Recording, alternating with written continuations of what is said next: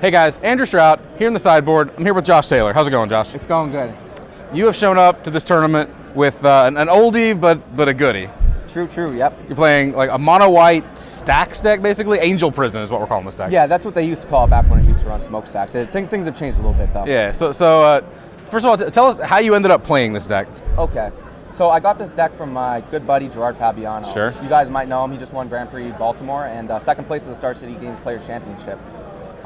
Gerard's been known to play some weird decks in his day. It's an understatement, but... Yeah.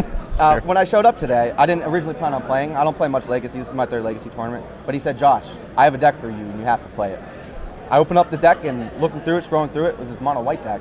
And it looked a little weird. It looked a little kooky.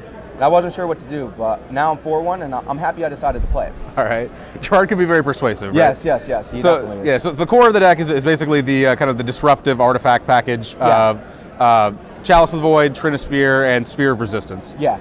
Those cards are a lot different than your usual disruption spells. Most decks rely on cards like Thoughtseize or Inquisition to get cards out of your opponent's hand. But in a field like this, I feel like there's so much card draw in the field that discard isn't the disruption you want. Instead, with everybody having these light mana bases, you want to be pressing their mana with cards like Sphere of Resistance and Trinisphere. Right. They let you get your advantage incrementally throughout the game. This definitely seems like a field where having those artifacts, like there aren't a lot of decks that can just ignore those. You know? Right. You have a lot of decks that are trying to cast a lot of cheap cantrips. Yeah. A lot of combo decks. Cost spells. Yeah. Yeah, for sure. And then you have slightly more permanent disruption than just that. You have actually some permanents that cause some trouble for those creature decks as well. Yeah, I do. 4 Ghostly Prison. Yeah, very. How's this card been for you? When I first looked at the deck, it was one of the questionable cards for sure when I was scrolling through it. I thought, man, what impact is this actually going to have in Legacy, you know? This is a card last time I played it was a Kamigawa draft, so that was the last time I saw it. Exactly. So I'm like, Gerard, what are you doing? Anyway, give him the benefit of the doubt. A couple rounds later, Ghostly Prism's good. All right. It was one way to shut off a true name nemesis for me, but I had no other way to interact with. I had 3 Ghostly Prisms in play against a blue-white-red Delver deck who, a little land light, I had a wasteland here or there. He only got up to 4 or 5 lands, and it helped stave that off, gave me a couple extra draw steps. Against a deck like the blue-red Delver deck, they mass such a large amount of army that you're able to narrow it down to them being able to attack with 1 or 2 creatures. Right. So it's very good against that. Other Delver strategies is good. Mid-range decks that run probably between 12 to 18 creatures, I think it has a lot of impact against. And then I just watched you play against an Omniscience, like a show and tell deck. Yeah. And your 2 Banishing Lights. Yeah, I saw you actually get the Banishing Light off of show and tell. Yeah. You lived the dream there. Yeah, I kind of did. That was one of the reasons why I kept a land-heavy opening hand against that matchup, because the Banishing Light actually, when somebody goes for show and tell, it just completely counteracts show and tell, and they're investing so much to get to that show and tell that they've already wasted all their resources by the time you would drop your 1 Banishing Light to counteract their 5 different things. And then just to clean things up, 1 Wrath of God and 1 Cataclysm. Yeah. The Wrath of God, it's another answer to True Name Nemesis, Blue-Red Delver, anything like that. It's just able to wipe the board. Cataclysm's a little different. Not a straight Wrath of God. They're allowed to keep 1 creature, but it plays in line with the Trinisphere and the Sphere Resistance because everybody only keeps 1 land from Cataclysm. So it helps play ball with those, and at the same time, it can help with those big creature decks that have a lot of creatures, narrow that down to 1 creature or so. All right. Ghostly Prism is another card that interacts very well with. Yeah. You get them down to 1 land, and then they just can't attack unless they have more land. Can't attack with the 1 creature they kept. Yeah.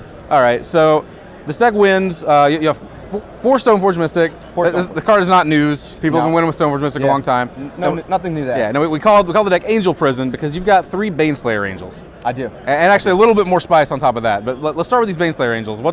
How good has that card been for you? It's been very good for me. I played against a Sneak and Show deck, and they dropped a Gristlebrand, and I didn't even realize it until somebody pointed it out to me later. Sure. Baneslayer Angel has protection from demons. A little flavor text there. It's just one of the little nips of the card that you wouldn't think right away, but actually really relevant to a game. Right. Being able to play a 5 cast and cost 5/5 in a deck like this, it's not too overcosted to the point where you don't want to cast something like that, but with cards like Sphere Resistance putting you off. Sure. It's going to cost just enough and be just big enough of a threat that it's like perfect for this deck. 5 mana is like just the sweet spot. Yeah. Where between of course you have Ancient Tombs and Mox Diamonds and all that anyway. And all the abilities that have are really relevant. First Strike, Lifelink, those all go a long way, and anything on a creature goes a long way. Just kind of bails you out of some binds. Yeah, definitely. All right. We'll talk about the sideboard real quick. I want to focus on a couple of cards that just seem kind of hateful. Okay. Yeah, like this deck is kind of built around just jamming a permanent into play that your opponent can't deal with. Yeah. In the main deck even. And out of the board, you've got some real intense ones. Now, we said mono white. You've got a very light white or green splash. You have 2 chokes in the board. 2 chokes, yes. a lot of Delver decks are floating around there. Blue-red Delver, blue-white-red Delver, Bug, Sneak and Show, Omnitel, Storm, just blue deck. Everybody wants to play blue, except for me. Choke keeps all their lands tapped. Yeah. What more could you want? The game basically just ends. They're only getting they're one use playing out of their islands. cards. Yeah. They really have to put, it puts a strangle on their resources. Sure. For sure. Rest in Peace, another like super hateful card, of course. A lot of decks Treasure can't beat Cruise that. decks, Reanimate decks, anything graveyard oriented. And then another card that it maybe doesn't seem quite as high impact at first glance, but I kind of put it in the same like hateful category. Timely Reinforcements. Timely Reinforcements. This card seems really good right now.